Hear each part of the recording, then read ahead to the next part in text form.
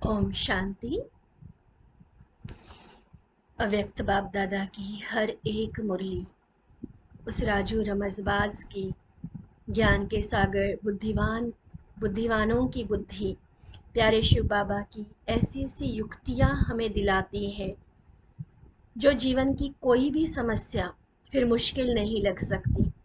चाहे वो अपने संस्कारों का परिवर्तन है, कोई अपने आदत पर जीत पानी है, किसी भी तरह की परिस्थिति या विघ्न को हराना है, तो उसके हर बात में, हर समस्या में, हर घटना में अगर बाबा की अलग अलग युक्तियाँ समय अनुसार, परिस्थिति अनुसार हम प्रयोग करते हैं तो जीत निश्चित है। क्योंकि जैसे कई बार बाबा मुरलियों में कहते हैं कि हमें सबसे बड़े से बड़ा उस्ताद मिला है, और ऐसा उस्ताद जो ऐसे दाव पेच हमें सिखाता है जो माया दूर से ही नमस्कार करके पहले से ही अपनी हार मान के चली जाएगी। आज भी बाबा ने ऐसे ही एक विशेष विकार पर हमारा ध्यान खिंचवाया। गीता का भी जो अंतिम पाठ आता है, नष्टो मोहा स्मृति स्वरूप, तो मोह को जीतने के लिए, चाहे वो किसी वस्तु में है व किसी व्यक्ति में जो लगाव हमारा जाता है, उस लगाव से हम मुक्त कैसे हो, उस मोह को नष्ट कैसे करें, तो उसकी युक्ति बाबा ने बताई हुई स्मृति स्वरूप बनो।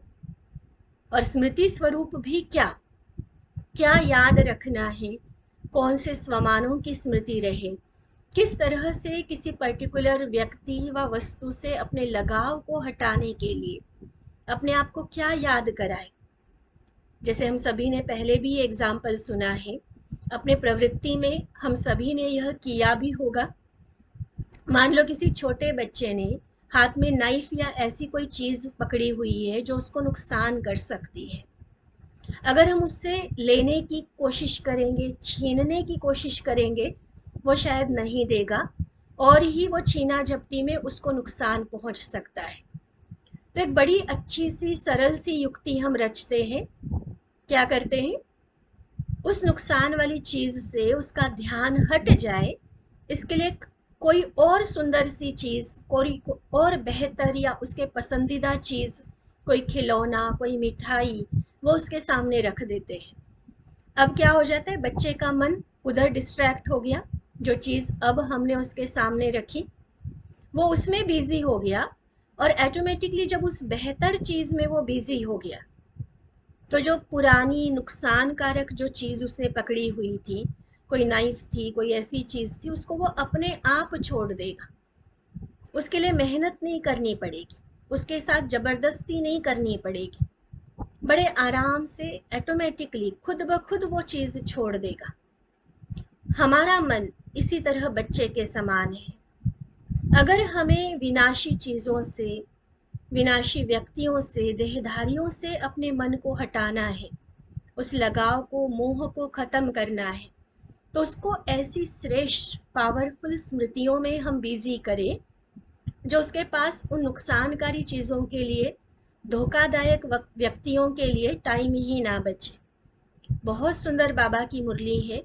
अगर हम अप्लाई करें तो ये जो आज तक हम कई बार कहते हैं ना कि बाकी तो सब ठीक है, मोह को छोड़ना प्रवृत्ति में रहते बड़ा मुश्किल है, वो मुश्किल शब्द खत्म हो जाएगा। ऐसा इजी लगने लगेगा कि अरे ये तो बाएं हाथ का खेल है।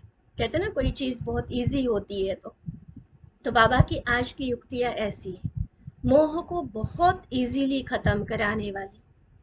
आज की बाबा की मुरली 22 जुलाई 1972 की, जिसका सार है नष्टो मोहा बनने की भिन्न भिन्न युक्तियाँ। नष्टो मोहा बनने की भिन्न भिन्न युक्तियाँ। बाबा पूछते हैं, अपने को हर एक स्मृति स्वरूप समझते हो? स्मृति स्वरूप हो जाने से स्थिति क्या बन जाती है और कब बनती है? स्मृति स्वरूप तब बनते हैं जब नष्टो मोहा बनते हैं। तो ऐसे नष्टो मोहा स्मृति स्वरूप बने हो कि अभी विस्मृति स्वरूप हो। देखो, भक्तों को, अज्ञानियों को तो पता ही नहीं है कि भगवान कौन है, उनका स्मृति में टिकना तो इम्पॉसिबल है।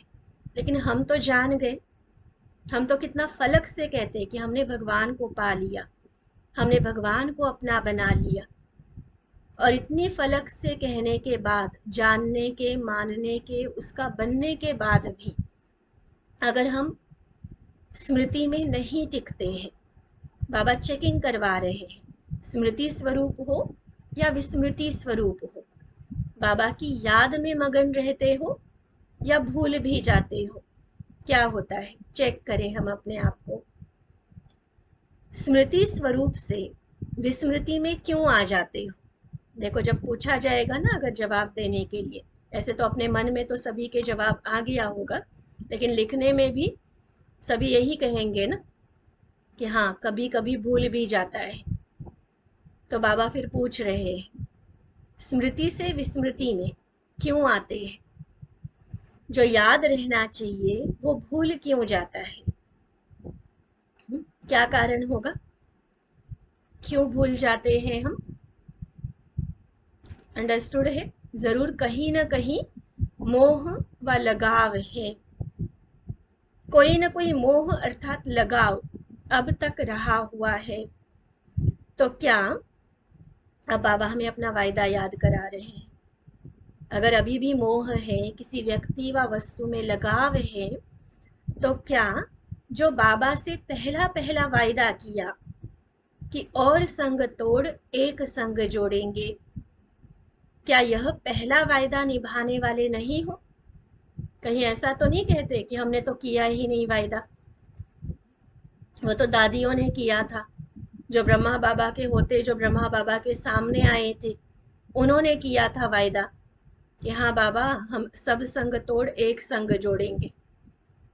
या जो समझते हैं कि नहीं, मुझ आत्मा ने खुद बाबा से वायदा किया हुआ है, चाहे जब निश्चय हुआ तब, चाहे जब मधुबन गए तब, चाहे जीवन के, इस ईश्वरीय जीवन के किसी भी पल, एक बार, दो बार, 10 बार, बाबा से मैंने ये वायदा किया है कि बाबा और संग तोड़ एक संग जोड़ेंगे। वो लिखेंगे चैट बॉक्स में। अगर अभी तक नहीं किया है ना, तो आज करे वायदा यह, क्योंकि इसी में कल्याण है हमारा। ये वायदा बड़ा फायदा दिलाने वाला है, ये प्रतिज्ञा ही हमें भी प्रत्यक्ष करेगी और बाबा को भी प्रत्यक्ष करेगी। तो सबसे पहला वायदा, बाबा हम और संग और सब संग तोड़ एक आप संग जोड़ेंगे। अब बाबा पूछते, ये जो वायदा किया, अब क्या उसे निभाना आता है? पहला वायदा ही अगर नहीं निभाएंगे तो पहले नंबर में पूज्य में, राज्य अधिकारी व राज्य के संबंध में कैसे आएंगे? ये पहला वायदा इतना इम्पोर्टेंट है, इसीलिए कहा कि अगर अभी तक नहीं किया है ना, ऐसे तो मुझे लगता है कि सभी ने ऑलरेडी किया होगा जरूर ये वायदा, चाहे मन में किया होगा, चाहे लिख के किया होगा, चाहे घर में, चाहे सेंटर पर, या खास मधुबन जब आते हैं, तो ये वायदा किया तो जरूर होगा। लेकिन आज फिर से इसलिए करने के लिए कह रहे हैं क्योंकि ये वायदा बहुत बहुत इम्पोर्टेंट है। देखो किन शब्दों में बाबा इम्पोर्टेंस बता रहे हैं कि ये पहला वायदा जो निभाएंगे वही पहले नंबर के पूज्य बनेंगे, वही पहले नंबर में, माना श्री कृष्ण के साथ साथ राज्य अधिकारी या राजा की फैमिली में, राज्य के संबंध में आएंगे। बाबा पूछते, क्या सेकंड जन्म के राज्य में आना है? देखो अभी भी 18 जनवरी जब आती है, विशेष खास ब्रह्मा बाप के चरित्रों को हम याद करते हैं, जिन्होंने साकार बाबा की पालना ली है, उनके अनुभव सुनते हैं, तो मन में आता है काश हम भी तब होते साकार में। लेकिन ड्रामा को बदला तो नहीं जा सकता, जो बीत गया सो बीत गया, चलो जब आए तब आए, दुरुस्त आए।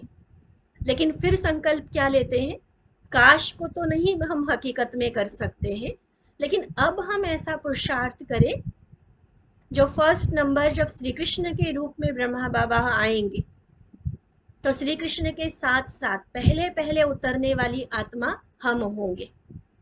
श्री कृष्ण के सखा सखी बनेंगे, उसके साथ राज्य कारोबार करेंगे, उसके साथ खेलेंगे, पढ़ेंगे, बहुत नजदीक संबंध में हम कृष्ण के आएंगे। तब ये संगम युग की कसर जो है ना, कि ब्रह्मा बाबा को हमने साकार में नहीं देखा, वो कसर पूरी हो जाएगी। वैसे भी रोज की मुरली में जब बाबा पूछते हैं बच्चे क्या बनना है, लक्ष्मी नारायण बनना या राम सीता बनना, तो सब किस में हाथ उठाते हैं? कोई कहता है हम राम सीता बनेंगे। अच्छा, लक्ष्मी नारायण भी ये नहीं कहता कोई कि छठे सातवें आठवें बन जाएंगे, नहीं, पहले नंबर में आएंगे हम। पहले नंबर का तो लक्ष्मी नारायण फिक्स है, तो इसलिए वहां तो लक्ष्मी नारायण नहीं कहेंगे, लेकिन उनके साथ संबंध में आएंगे। सूर्यवंशी राजघराने में हम आएंगे, रॉयल फैमिली में आएंगे। लक्ष्य तो बहुत हम फलक से बताते हैं, तो इसलिए बाबा वही लक्ष्य हमें याद करा रहे हैं कि बच्चे लक्ष्य रखते हो फर्स्ट नंबर में आने का, सेकंड में तो नहीं आना है ना किसी को। तो फर्स्ट नंबर में आना है तो पहले ये वायदा जो फर्स्ट नंबर का है उसे निभाना पड़ेगा। बाबा कहते पहला वायदा कहो व पहला, यह जो पहला वायदा नष्टो मोहा होने का निभाते हैं, वही पहले जन्म के राज्य में चले जाते हैं। खास नोट करने वाला पॉइंट है ये, अगर पहले राज्य में जाना चाहते हैं तो। पहला वायदा कहो व पहला पाठ कहो व ज्ञान की पहली बात कहो, क्या है? या पहला अलौकिक जन्म का श्रेष्ठ संकल्प कहो। क्या इसको निभाना मुश्किल लगता है? सिर्फ पहला वायदा नहीं कहा बाबा ने, और 3 नाम दिए। पहला वायदा, पहला पाठ, ज्ञान की सबसे पहली बात, व फिर इस अलौकिक जीवन का पहला श्रेष्ठ संकल्प कि मेरा तो एक शिव बाबा, दूसरा न कोई, हम और सब संग तोड़ एक बाबा संग जोड़ेंगे। तो बाबा पूछ रहे हैं क्या यह पहला वायदा निभाना नहीं आता है? क्या मुश्किल लगता है? अपने स्वरूप में स्थित होना व अपने आप की स्मृति में रहना, यह कोई जन्म में मुश्किल लगा? देखो, नींद में भी या कितनी भीड़ में भी अगर कोई हमारा नाम कहीं दूर से भी सुनाई दे ना, तुरंत हमारा ध्यान उधर चला जाता है। अच्छा, मेरा नाम लेकर मुझे कौन पुकार रहा है? भले बाद में पता चले कि सेम नाम वाला कोई और व्यक्ति भी है। तो अपने उस नाम की, अपने उस पहचान की कितनी स्मृति रहती है। तो ये तो अभ्यास पहले से है ना।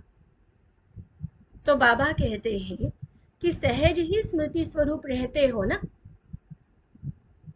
तो इस अलौकिक जन्म के स्वस्वरूप को स्मृति में मुश्किल क्यों अनुभव करते हो? जबकि साधारण मनुष्य के लिए भी कहावत है।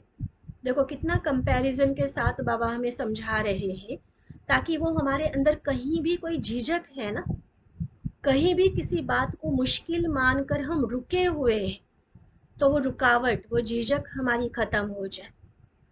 बाबा बता रहे साधारण मनुष्य के लिए भी कहते हैं कि मनुष्य आत्मा की विशेषता यह है कि मनुष्य जो चाहे वह कर सकता है। पशुओं और मनुष्य आत्माओं में मुख्य अंतर यही तो है। तो जब साधारण मनुष्य आत्मा, जिनको ना आत्मा का ज्ञान है ना परमात्मा के साथ उनका कनेक्शन है, साधारण मनुष्य आत्मा जब जो चाहे सो करके दिखा रहे हैं। देखो दुनिया ऐसे लोगों के इतिहासों से भरी हुई है, किसने क्या करके दिखाया, चाहे वो साइंस के आविष्कार है, चाहे वो राजनीति की बातें हैं, चाहे वो धर्म के क्षेत्र में देखो, चाहे रोजमर्रा की जिंदगी में हम देखें कैसे कैसे गरीब परिवारों से आकर कैसे कैसे ऊंचे पदों पर चले जाते हैं। ये खिलाड़ी देखो जो ओलंपिक मेडल्स जीत के आ रहे हैं। बस एक इच्छा, एक दृढ़ संकल्प की बात होती है ना, कि ये मुझे करके दिखाना है। फिर चाहे जैसे विघ्न आए, चाहे जितनी दुनिया रोके, चाहे विरोध करे, जितनी प्रॉब्लम्स आए सामने, बस एक बार ठान लिया कि मैंने करना है।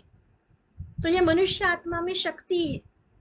तो बाबा बता रहे कि जबकि वो साधारण आत्माएं एक बार ठान लेती है तो जो चाहे सो करके दिखा देती है, तो क्या, अब हम अपने आप को देखें, तो क्या आप श्रेष्ठ मनुष्य आत्माएं, हम साधारण नहीं है, भगवान के द्वारा सिलेक्टेड विशेष आत्माएं हैं, तो आप श्रेष्ठ मनुष्य आत्माएं, शक्ति स्वरूप आत्माएं, नॉलेजफुल आत्माएं, बाबा के समीप संपर्क वाली आत्माएं, देखो कितना बाबा फोर्स भर रहे हैं हमारे अंदर, बाबा की डायरेक्ट पालना लेने वाली आत्माएं, पूजनीय आत्माएं, बाबा से भी श्रेष्ठ मर्तबा पाने वाली आत्माएं, जो चाहे वह नहीं कर सकती है क्या?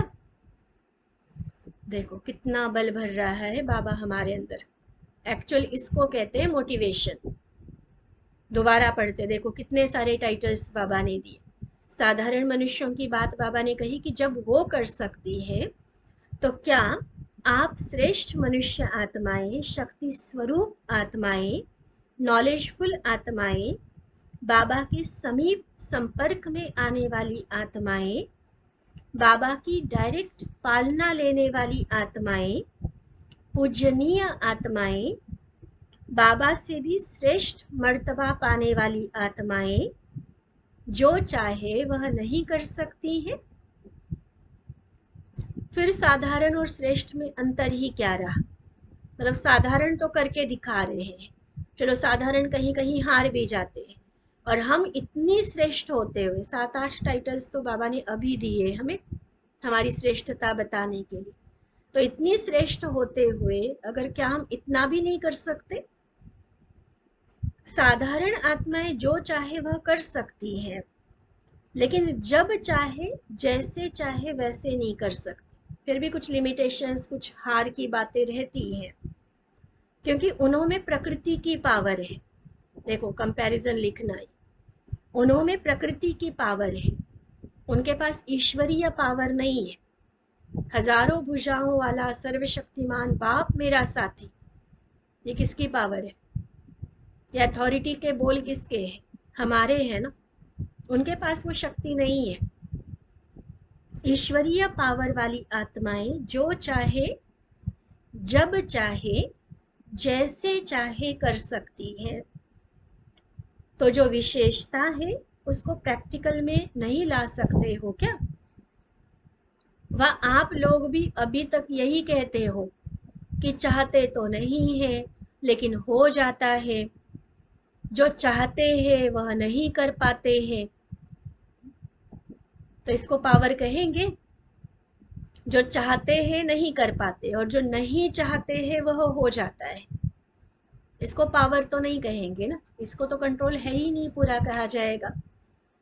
बाबा कहते यह बोल कि न चाहते हो जाता, चाहते जो नहीं होता, बाबा कहते यह बोल मास्टर सर्वशक्तिवान की व श्रेष्ठ आत्माओं के नहीं है, साधारण आत्माओं का है।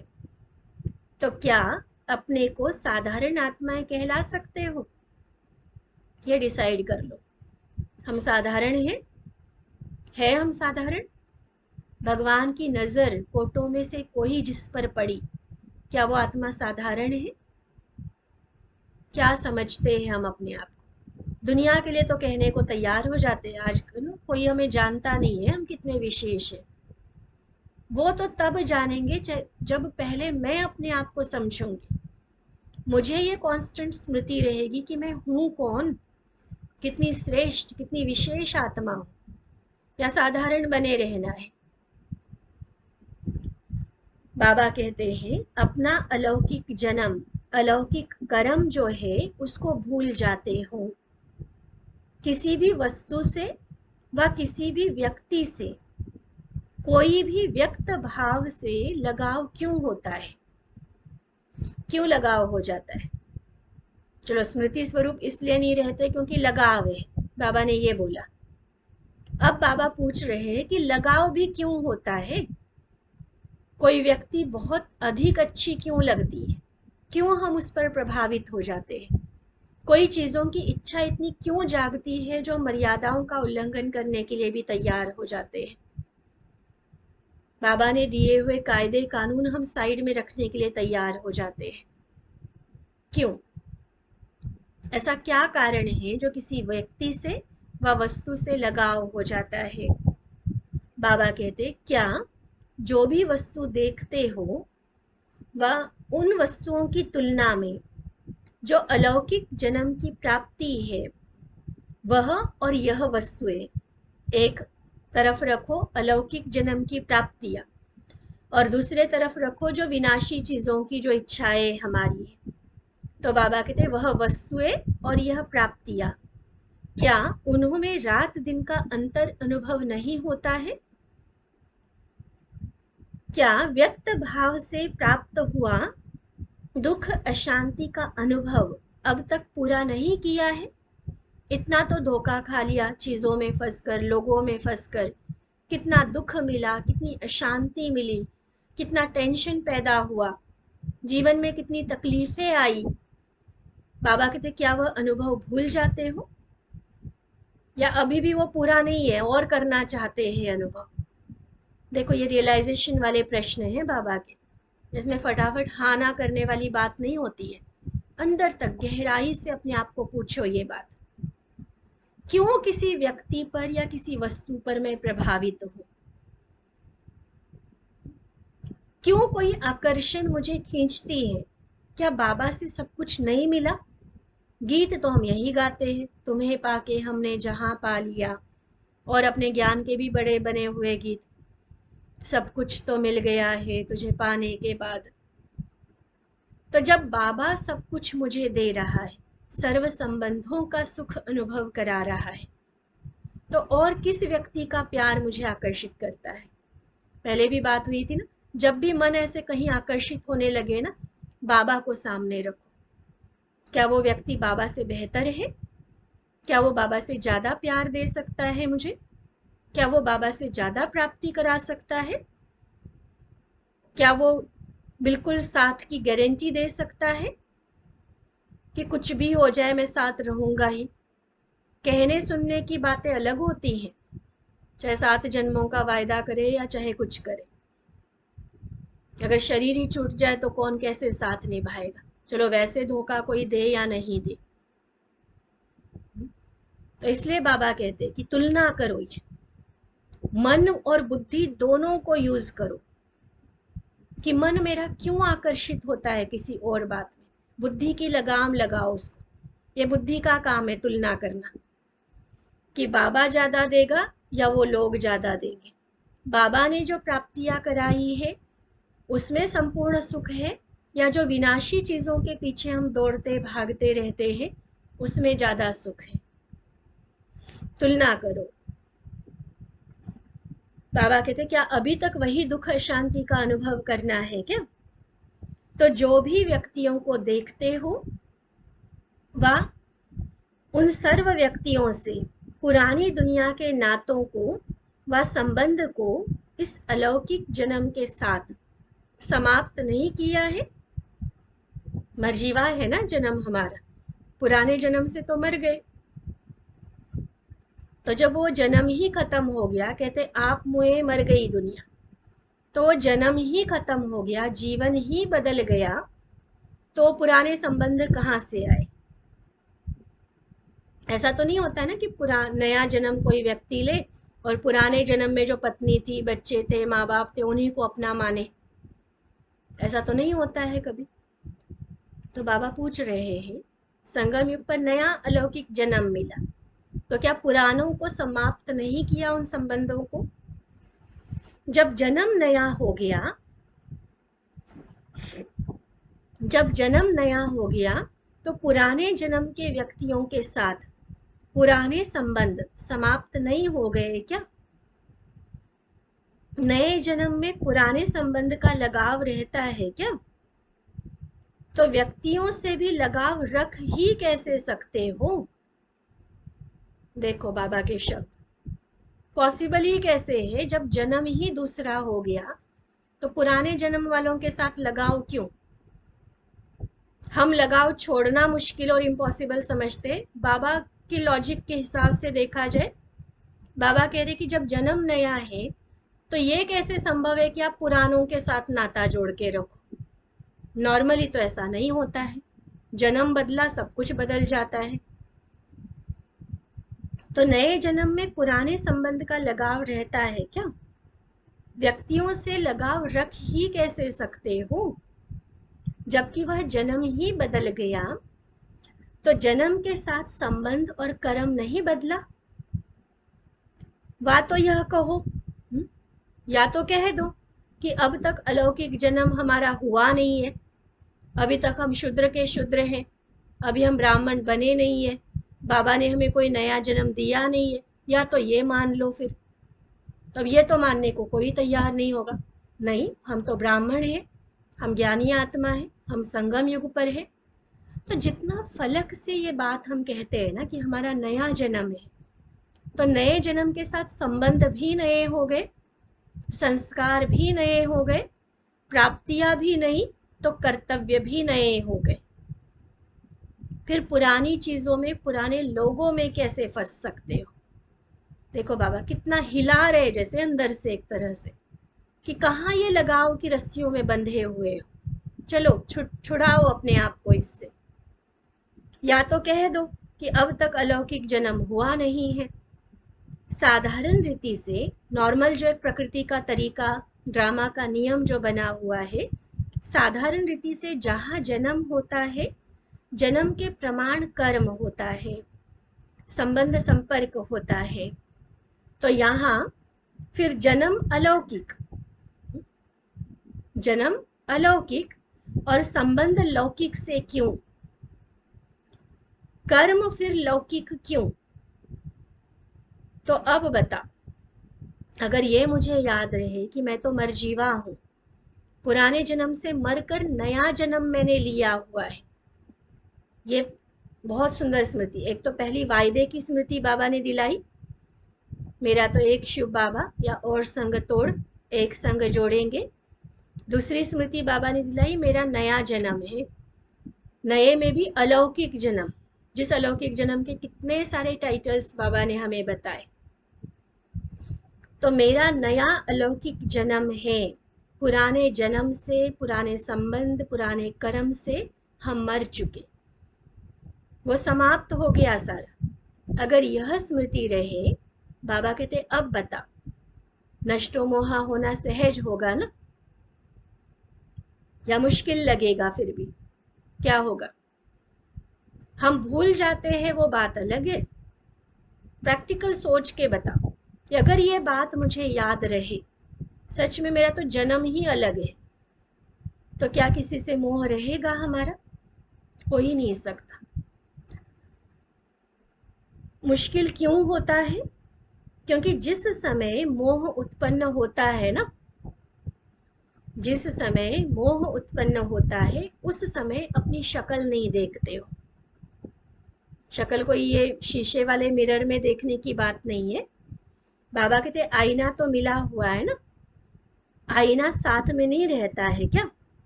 ज्ञान का दर्पण जो मिला, ये जो तुलना का दर्पण बाबा ने कहा, इसको देखो ना, अपने अलौकिक जन्म की स्मृति के दर्पण में देखो ना। तो बाबा कहते कि अगर उस समय अपनी शक्ल देखेंगे ना तो मोह खत्म हो जाएगा, पता चलेगा। वैसे रूप रंग जितना संवारते सजाते होंगे वो बात अलग है, लेकिन मोह में फंसना माना एक तरह से बंदर वाली शक्ल हो जाती है हमारी। और जब ये आएगा ना याद, कहा मैं देवता बनने वाली सर्वश्रेष्ठ आत्मा, सारे संसार की आत्मा है जिसके सामने झुकने वाली है, और इस मोह ने मुझे बंदर बना दिया, ऐसे मोह से दूर हो जाएंगे ना। ये रियलाइजेशन, फिर से रियलाइजेशन वाला पॉइंट है आज की मुरली में बाबा का। ये कोई सिर्फ लिखने वाला नहीं है, लिखे भी जरूर हम अपने पास, ताकि बाद में बार बार उसको रिवाइज किया जाए, लेकिन खास अंदर डीप रियलाइजेशन में जाए हम इसकी कि मोह मुझे क्या बना देता है, बाबा मुझे क्या बनाने आया है। तो बाबा कहते जब शक्ल देखेंगे ना फिर मोह खत्म हो जाएगा।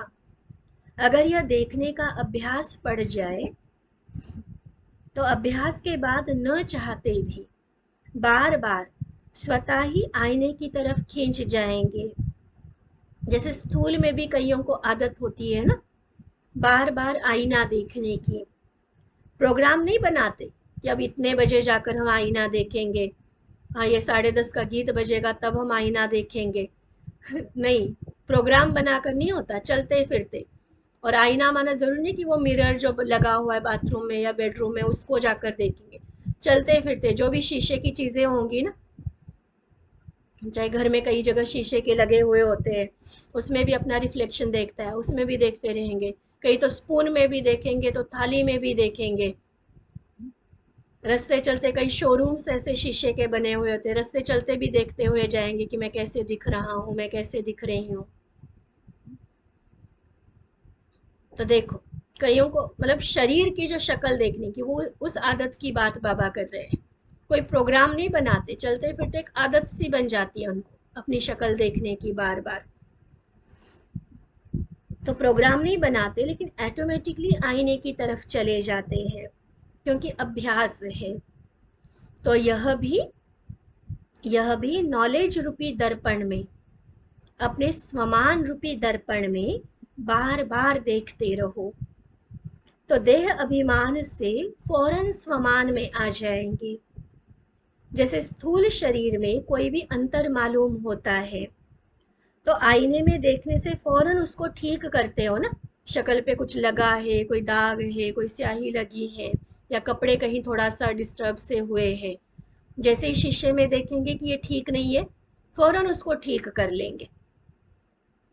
तो ऐसे ही बाबा कहते हैं, इस अलौकिक दर्पण में जो वास्तव का स्वरूप है, मेरा स्वस्वरूप, स्वमान, उसको देखते हुए जो देह अभिमान में आने से व्यर्थ संकल्पों का स्वरूप, व्यर्थ बोल का स्वरूप व व्यर्थ कर्म व संबंध का स्वरूप स्पष्ट देखने से व्यर्थ को समर्थ में बदल देते।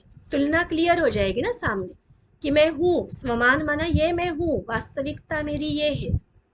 लेकिन अभी देखो, व्यर्थ वाला रूप मेरा बन गया, किसी मोह वाला, लगाव वाला मेरा रूप बन गया। तो वो बिगड़ा हुआ रूप तुरंत हम ठीक कर सकेंगे। ये है बार बार चेकिंग, बार बार अपने ऊपर अटेंशन, उस नॉलेज रूपी स्वमान रूपी दर्पण में बार बार खुद को देखना कि वास्तविकता मेरी क्या है, ताकि उस वास्तविकता से हम हटे ही ना। बाबा कहते हैं, फिर यह मोह रहेगा क्या? और जब नष्टो मोहा हो जाएंगे, तो नष्टो मोहा के साथ सदा स्मृति स्वरूप स्वतः हो जाएंगे।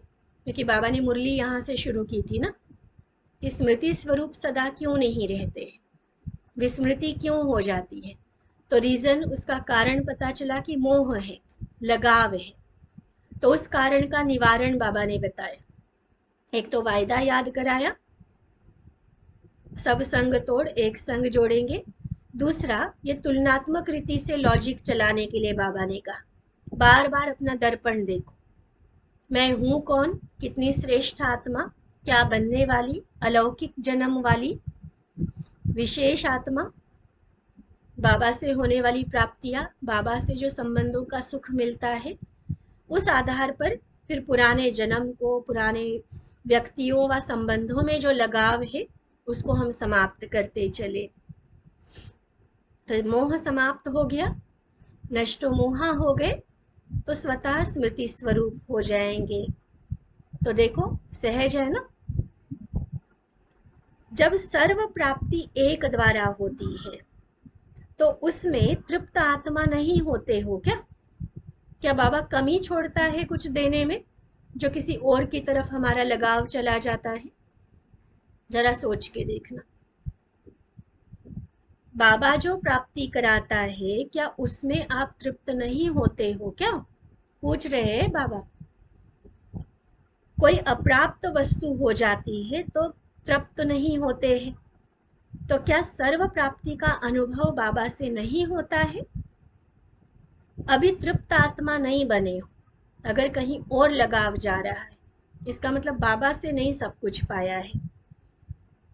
जो बाप दे सकते हैं, देखो फिर अपने आप को पूछने वाला प्रश्न, जो बाप दे सकते हैं, क्या वह यह विनाशी आत्माएं इतने जन्मों में कभी दे सकी है? सारे 84 जन्म तो इन्हीं आत्माओं के साथ बिताए हैं। चलो सतयुग त्रेता की बात अगर छोड़ भी दे, द्वापर युग से विनाशी संबंधों में फंसे रहे हम इतने जन्मों से, 63 जन्मों से, और अब जो बाबा हमें दे रहे हैं, कंपेयर करके देखना, तुलना कर लेना और फिर पूछना कि जो बाप दे सकते हैं, क्या वह यह विनाशी आत्माएं इतने जन्मों में दे सकी है? जब अनेक जन्मों में भी अनेक आत्माएं वह चीज, वह प्राप्ति नहीं करा सकी है।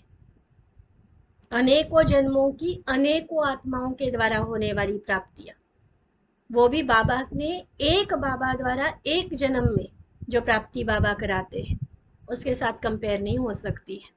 सोचो, इतना अथाह बाबा हमें देता है, बाप द्वारा एक जन्म में प्राप्त होती है, तो बता बुद्धि कहाँ जानी चाहिए? अनेकों जन्मों में अनेकों आत्माएं मिलकर भी जितना हमें नहीं दे सकी, उससे कई गुना अधिक एक जन्म में एक बाबा हमें दे रहा है, तो बुद्धि कहाँ जानी चाहिए? भटकाने वालों में, क्या रुलाने वालों में, ठुकराने वालों में जानी चाहिए उनमें, या ठिकाना देने वाले में कहाँ जानी चाहिए? और ये ना रियलाइज करके लिखना प्रश्न, कहाँ जानी चाहिए बुद्धि? भटकाने वालों ने, भटकाने वाले आत्माओं में, रुलाने वाली आत्माओं में, जिन्होंने ठुकराया हमें आज तक, उन आत्माओं में, या जो ठिकाना देने वाला बाबा मिला है उसमें कहाँ जानी चाहिए? जैसे आप और आत्माओं से बहुत प्रश्न करते हो ना, तो बाप का भी आप आत्माओं से आज यह प्रश्न है, कहाँ जानी चाहिए बुद्धि? बताओ। इस एक प्रश्न का ही उत्तर अब तक नहीं दे पाए हो। शब्दों में उत्तर देने की बात नहीं है, प्रैक्टिकल हमारा जीवन, जीवन बोले कि सच में कहाँ जाना चाहिए मेरी बुद्धि को। जिन्होंने इस प्रश्न का उत्तर दिया है वह सदा के लिए प्रसन्न रहते हैं। जिन्होंने उत्तर नहीं दिया है, अभी तक डिसाइड नहीं कर पाए, अभी तक वही वो टिवाटे पर खड़े, इधर जाऊं या उधर जाऊं, इधर मोहब्बत उधर जमाना, किधर चले, अभी तक कंफ्यूजन में है।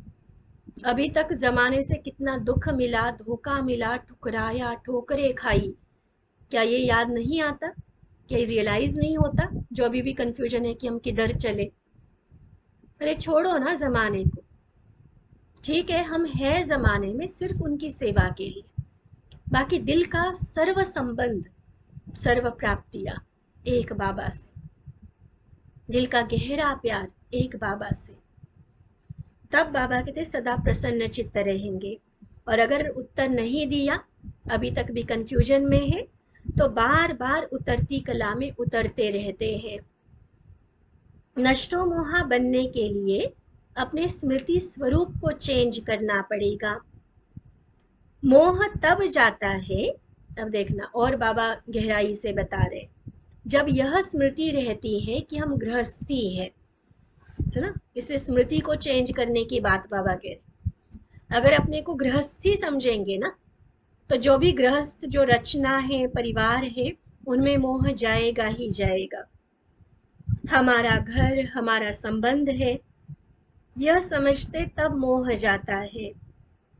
यह तो इस हद की जिम्मेवारी को बेहद के जिम्मेवारी में परिवर्तन कर लो, तो बेहद की जिम्मेवारी से हद की जिम्मेवारी स्वतः पूरी हो जाएगी।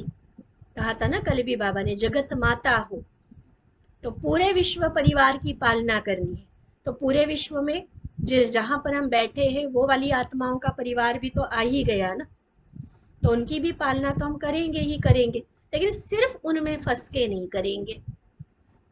तो बेहद की जिम्मेवारी में हद की जिम्मेवारी स्वतः पूरी हो जाएगी। बेहद को भूलकर हद के जिम्मेवारी को निभाने के लिए जितना समय और संकल्प लगाती हो, इतना ही निभाने के बजाय वह बिगड़ते चले जाते हैं। भले समझते हो कि हम फर्ज निभा रहे हैं, वह कर्तव्य को संभाल रहे हैं, वह निभाना व संभालना नहीं है। और ही अपने हद की स्मृति में रहने के कारण, कहा तो बाबा ने बेहद की जिम्मेवारी, बेहद की अथॉरिटी दी, उसको भूलकर हद की जिम्मेवारी में फंस जाते और उसके कारण अपने आप को तो बांध ही देते हो उससे, लेकिन और क्या हो जाता, उन निमित्त बनी हुई आत्माओं के भी भाग्य बनाने के बजाय और ही बिगाड़ने के निमित्त बनते हो। कहा तो हमें बाबा की तरफ से जिम्मेवार बनकर वो जिम्मेवारी को पूरा करना था, तो ऑटोमेटिकली उनका संबंध भी बाबा के साथ जुड़ना था। लेकिन हमने क्या किया, मैंने ही करना है, मैं इनका रचयिता हूँ, मैं पिता हूँ, मैं माँ हूँ, मुझे निभाना, बस अपने तक ही सीमित रखा। अब भाग्य विधाता के साथ संबंध जुड़ता तो उनका भाग्य कितना बनता, वो बनाने के बदले हमने और बिगाड़ दिया, क्योंकि अपने तक सीमित रखा उनको। फिर वह आत्माएं भी, अगर हम खुद को गृहस्थी समझकर चल रहे, हद की जिम्मेवारी में फंस के चल रहे, तो जिनके निमित्त हम ये फंसे हुए हैं ना, वह आत्माएं भी आपके अलौकिक चलन को न देखते हुए अलौकिक बाप के साथ संबंध जोड़ने में वंचित रह जाती है। तो फर्ज के बजाय और ही अपने आप में भी मर्ज लगा लेते हो। यह मोह का मर्ज है, मर्ज बीमारी को कहते हैं। तो ये मोह की बीमारी लगा लेते हो अपने में। नाम होता है फर्ज, लेकिन होता मर्ज है। और वही मर्ज फिर अनेक आत्माओं में भी स्वतः लग जाता है। जैसे संक्रामक बीमारी होती है ना, एक को लगी तो दूसरे को भी हो गई। तो मेरे में मोह है देहधारी के प्रति, भले नाम हम फर्ज का दे रहे हैं, लेकिन मोह में फंस कर उनमें बंधे हुए हैं। तो उनमें बंधना माना उनको भी तो हमने अपने में बांधा ना, तो उनमें भी मोह पैदा कर दिया। तो जिसको फर्ज समझ रहे हो, वह फर्ज बदल कर मर्ज का रूप हो जाता है। इसलिए सदा अपने इस स्मृति को परिवर्तन करने का पुरुषार्थ करो। मैं गृहस्थी हूँ ये नहीं समझना, मैं फलाने बंधन वाली हूँ व फलाने जिम्मेवारी वाली हूँ। उसके बजाय देखो, बहुत सुंदर युक्ति आगे बाबा बता रहे हैं, खास नोट करने वाले पॉइंट्स हैं। तो मैं गृहस्थी हूँ, जिम्मेवार हूँ, इसके बजाय अपने मुख्य 5 स्वरूप स्मृति में लाओ। जैसे 5 मुखी ब्रह्मा दिखाते हैं ना, 3 मुख भी दिखाते हैं, 5 मुख भी दिखाते हैं। तो आप ब्राह्मणों के भी 5 मुख्य स्वरूप स्मृति में रहे। ये बाबा ने वो वाले स्वरूप नहीं बताए जो हम अनादि, आदि, इष्ट देव, ब्राह्मण, फरिश्ता ये बोलते हैं, वो नहीं। आज अलग 5 स्वरूप बाबा ने बताए हैं, इसलिए नोट करना अच्छे से, और इसका अभ्यास भी। बाबा कहते आप ब्राह्मणों का भी 5 मुख्य स्वरूप स्मृति में रहे, तो यह मोह का मर्ज निकल विश्व कल्याणकारी के फर्ज में चले जाएंगे। वह स्वरूप कौन से हैं? जिस स्मृति स्वरूप में रहने से यह सभी रूप भूल जाए।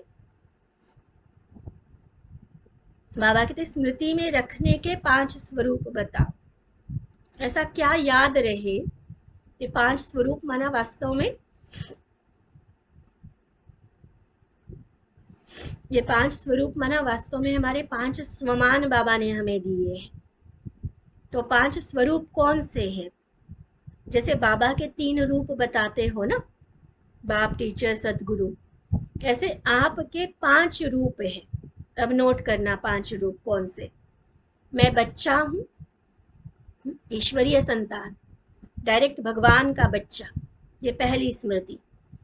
दूसरा स्वरूप, मैं गॉडली स्टूडेंट हूँ, खुद भगवान मुझे पढ़ाते हैं।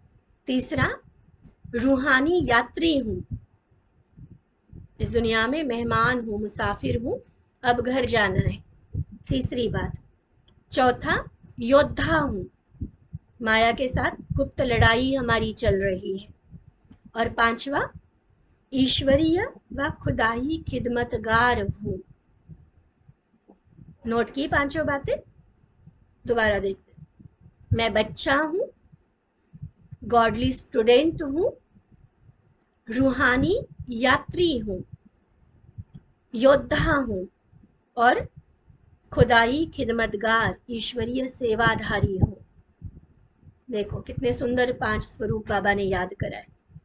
शिव बाबा का बच्चा, फिर शिव बाबा का स्टूडेंट हूँ, उसके बाद रूहानी यात्री हूँ, तो घर की स्मृति रहेगी, यहाँ तो मुसाफिर है।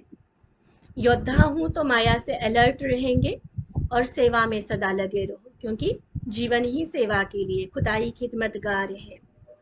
यह 5 स्वरूप स्मृति में रहे। सवेरे उठने से बाबा के साथ रूह रिहान करते हो ना, बच्चे रूप से बाबा के साथ मिलन मनाते हो।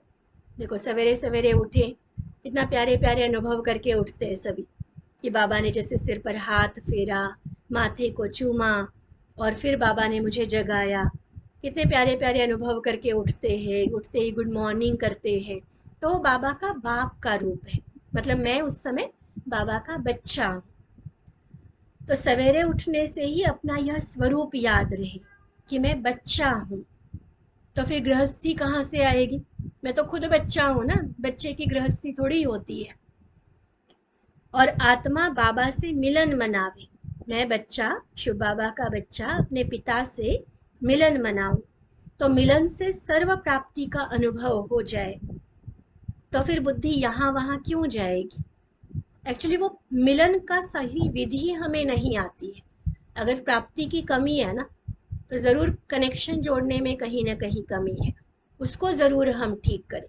चाहे एक्स्ट्रा क्लासेस ले, अलग से आकर बहनों से समझे, कुछ तो कोशिश करके। अपने आप नहीं आएगा योग ठीक से करना, बार बार उसके ऊपर अटेंशन दो।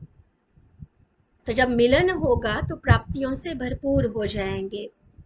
फिर बुद्धि यहाँ वहाँ क्यों जाएगी? इससे सिद्ध है, अगर बुद्धि यहाँ वहाँ जाती है तो इससे सिद्ध है कि अमृत वेले की इस पहले स्वरूप की स्मृति, मैं ईश्वरीय संतान, बाप का बहुत प्यारा लाडला बच्चा, इस पहली स्मृति की ही कमजोरी है। इसलिए अपने गिरती कला के रूप में स्मृति में आते हो, गृहस्थी अपने आप को समझते हो। ऐसे ही सारे दिन में अगर यह पांचों ही रूप समय प्रति समय भिन्न कर्म प्रमाण स्मृति में रखो, तो क्या स्मृति स्वरूप होने से नष्टो मोहा नहीं हो जाएंगे? स्मृति स्वरूप होंगे तो नष्टो मोहा हो ही जाएंगे। इसलिए बताया कि मुश्किल का कारण यह है जो शक्ल को देखते नहीं हो। अब पता चला शक्ल माना क्या देखना है। ये 5 शक्ल बाबा ने बताई, ये वाली मेरी ठीक है, यह देखो। उस स्मृति में टिकना, शक्ल देखना माना उस स्मृति में, उस स्वमान के स्वरूप में टिक जाना।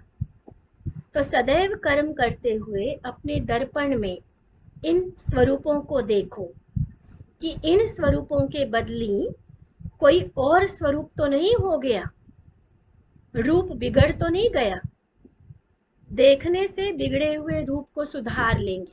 जैसे ये मेकअप करने वाले होते हैं ना, बीच बीच में अपने आप को टचअप करते रहेंगे, कहीं काजल बिगड़ा तो नहीं है, कहीं लिपस्टिक थोड़ा सा कम तो नहीं हुई है, फिर अपने आप को थोड़ा थोड़ा सजाते रहेंगे, कंघी ठीक करते रहेंगे। तो बाबा कहते ये अपनी शक्ल ठीक करो, रूहानी शक्ल, कोई और रूप तो मेरा नहीं बन रहा है। फिर सदा काल के लिए सहज ही नष्टो मोहा हो जाएंगे। समझा? अब तो यह नहीं कहेंगे कि नष्टो मोहा कैसे बने। जैसे यह स्मृति में लाती हो ना कि हम ही ऐसे थे, देवताओं के, लक्ष्मी नारायण के चित्र सामने रखकर क्या स्मृति में लाते? हम ही ऐसे थे।